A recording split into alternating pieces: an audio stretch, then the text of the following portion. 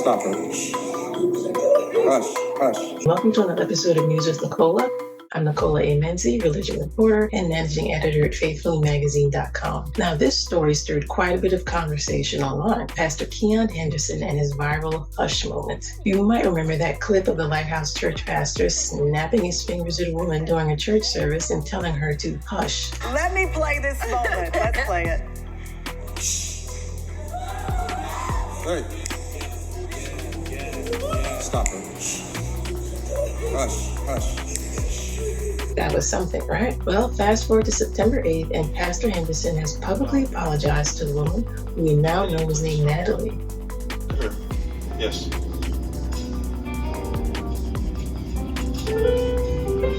Come here.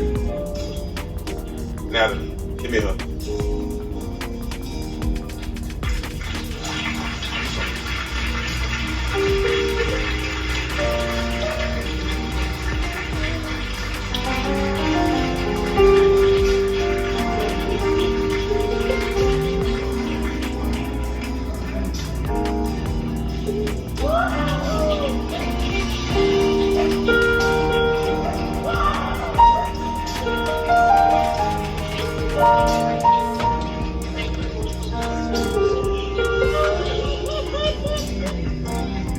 For those who don't know, this is the lady where we had the viral moment about the hush situation.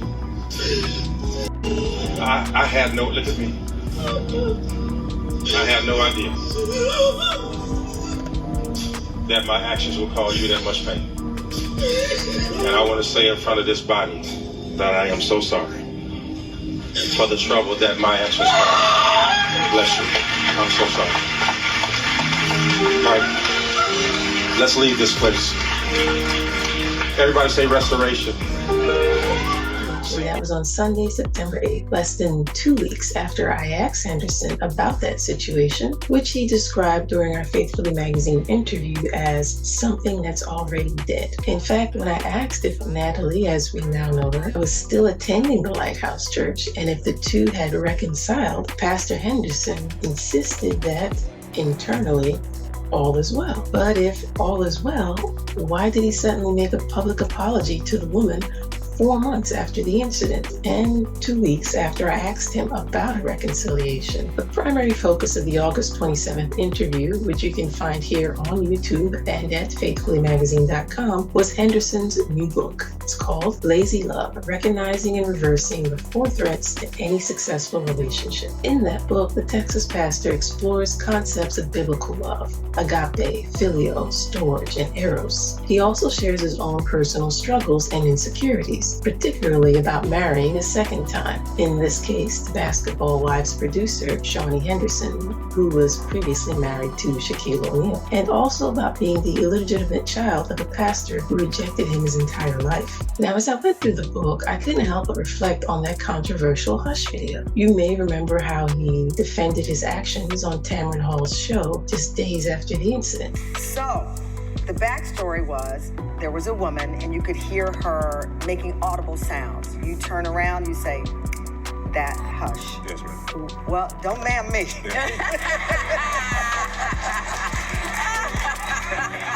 I always tell people a snippet of video is not the total story. Yeah. So tell me what happened there. Well, you know, social media is into cuts, not context. Yeah. And every suggestion that I got from every naysayer, I've already done. This is a 4-year battle, right? Oh, this is ongoing. This is ongoing. So I've already talked to her personally.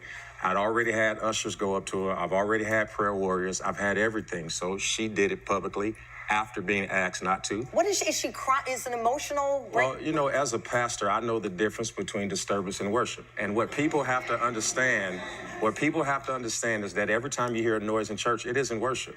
And so there has to be order. For instance, it's okay to applaud in this room right now. But if somebody got up and just started clapping right now, I'm sure somebody would bring order to the room. Yeah. And so what I did is I brought order to the room so people could hear God and not her. And I'd do it again if I needed to. Wow. So given that Henderson is discussing love in his new book, I thought it was essential to understand how he, a pastor, had reconciled with an apparent sheep among the flock at the Lighthouse Church. Now, this is an adult woman who he told to hush in a very public way as video clips were shared millions of times of the incident across social media.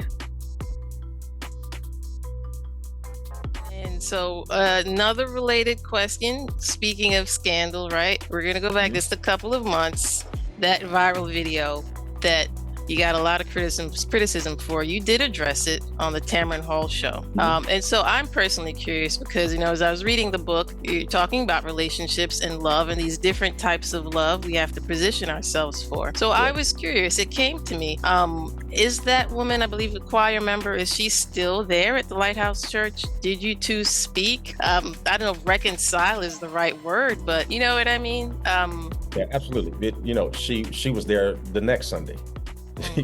So what took place online, very unfortunate. Again, 30 seconds out of a 2-hour service. And as I've said what I said about it in the past, you saw the Tamron Hall show, so I don't want to give life to something that's already dead. But yes, we've spoken, to our office, to the ministry leaders, just a myriad of different things, and all is well. We haven't had one coarse word about it since then. I think we don't live in a before giving society, but everything internally is well. So, and I just hope everybody else on the outside catches up with us on the inside.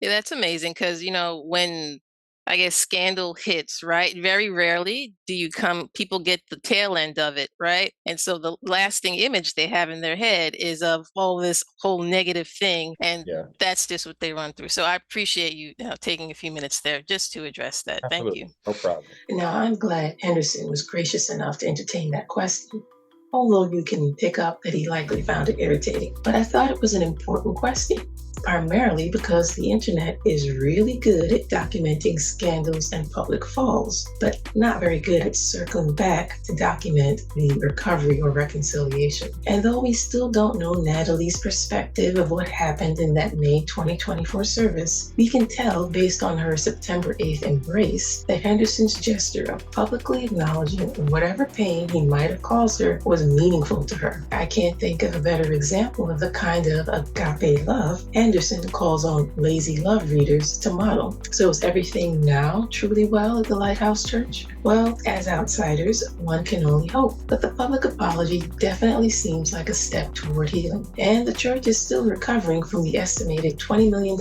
in damages caused by Hurricane Beryl, which I also asked Pastor Henderson about in our Faithfully magazine interview, specifically about the $4.4 million fundraising goal he said God had given him. You can find Henderson's remark about that in the Faithfully magazine podcast video. In the meantime, don't forget to like, share, and leave your thoughts in the comments below. Everybody say restoration.